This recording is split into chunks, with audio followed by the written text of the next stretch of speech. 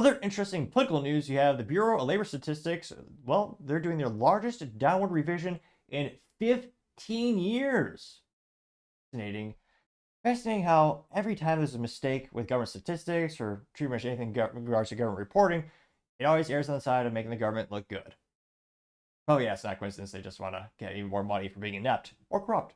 A little column A, a little column B. Now this comes to us thanks to And Wokeness on the good old X Twitter, which he says, quote, share this with your friends and relatives who get their news from the mainstream media. And this says, quote, the Bureau of Labor Statistics just made their largest downward revision in job numbers in 15 years. Total jobs, they're decreasing 818,000. Talk about a large margin of error. Oh yeah, you think Bob in accounting, or in this case, the Bureau of Statistics, how off were we with the job creation? It was a couple hundred, maybe a couple thousand. In total, 818,000. In manufacturing specifically, 115,000. Trade, transportation, utilities down 104,000. Professional and business services down 358,000.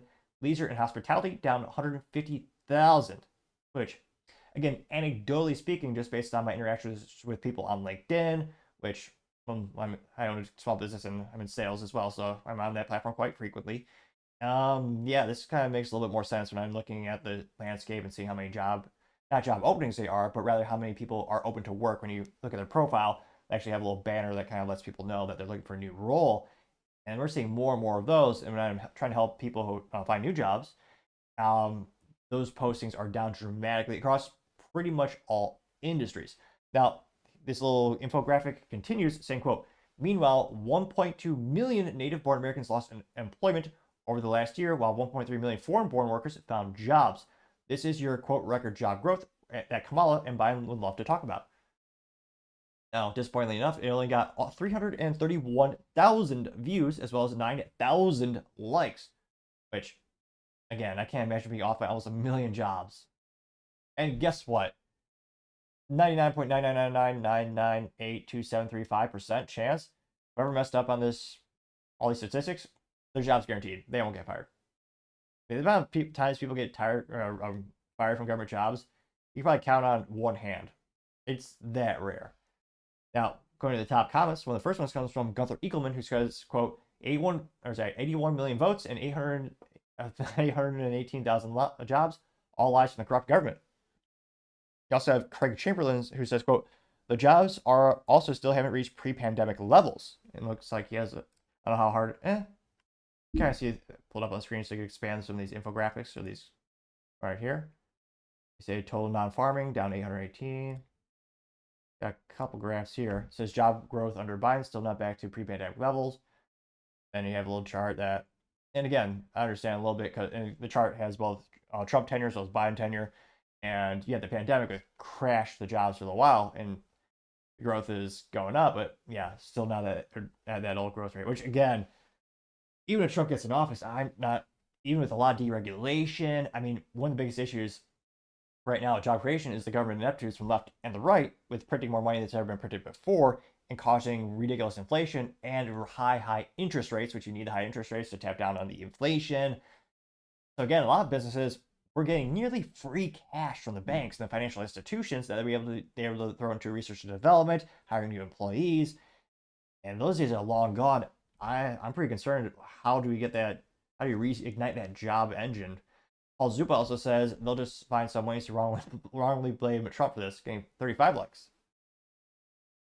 Oh, do you have a contrarian statement? Only got 2 likes, but nevertheless, Franklin says, quote, I think I follow her. I hope so. She's more on the left. I want to echo chambers get boring. Okay, yeah. So I follow her. She describes her profile as quote Harris 24. She says, quote, Trump also had revisions when he was president, getting 2 likes. One of the first ones comes from, let's see here. Johnny Mick says, absolutely, revisions are standard. What's different about this is the magnitude. Largest revisions is 2009.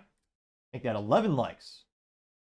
And yeah, I have to. So this person was ratioed by number of likes and the number of comments, which were ratioing Mr. Franklin. Although, I don't know, this is a Democrat thing. It was a male, but it has a female anime like picture.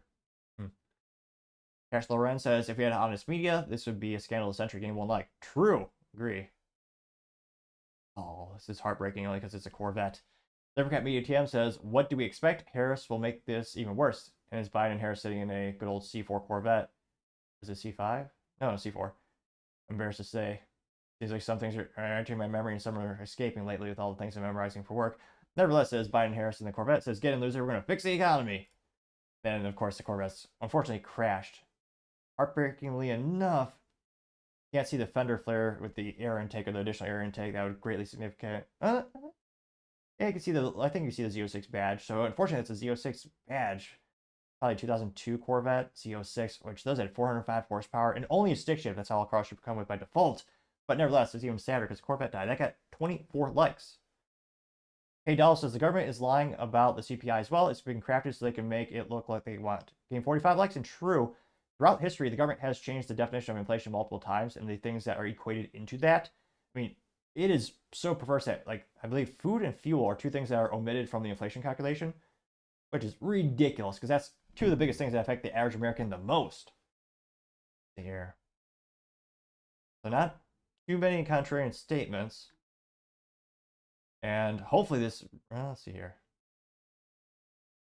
Hopefully more people realize that, and it is kind of not frustrating. It's a little fascinating. I even have friends on the Facebook, and they'll tell me that the economy is doing great because they'll show like, oh yeah, overall it's going here, and I'm like, yeah, in some areas, but the average like small, medium-sized businesses, I mean, a lot of them are struggling. There are a couple that are doing really well, but on average, I mean, I don't think the economy is doing great. I mean, I've owned a small business during multiple presidential elections, and I mean, this says nothing on 2020 in the contrast. But let me know in the comments, are you surprised that there has been such the biggest delta in 15 years when it comes to jobs report? Do you think it was you think it's high chances done intentionally just to inflate the Biden-Harris campaign and make them, or I guess now it's just the Harris-Walz campaign, but to make their party look even more successful than they were? Let me know in the comments, because as always, it'd be fascinating to hear what you have to say. Thank you, everyone, for taking the time to tune in. Again, trying to get to 4,000 subscribers by the end of the month. So if you can click that button, I would greatly appreciate it. Also, give me a thumbs up, a thumbs down, or comment is a great way to give me some additional feedback, letting me know how I can make the show better and better. Lastly, don't forget to take the time to tell your family, tell your friends, tell your coworkers, heck, tell your enemies, tell anyone and everyone. Just stay safe, fight the good fight.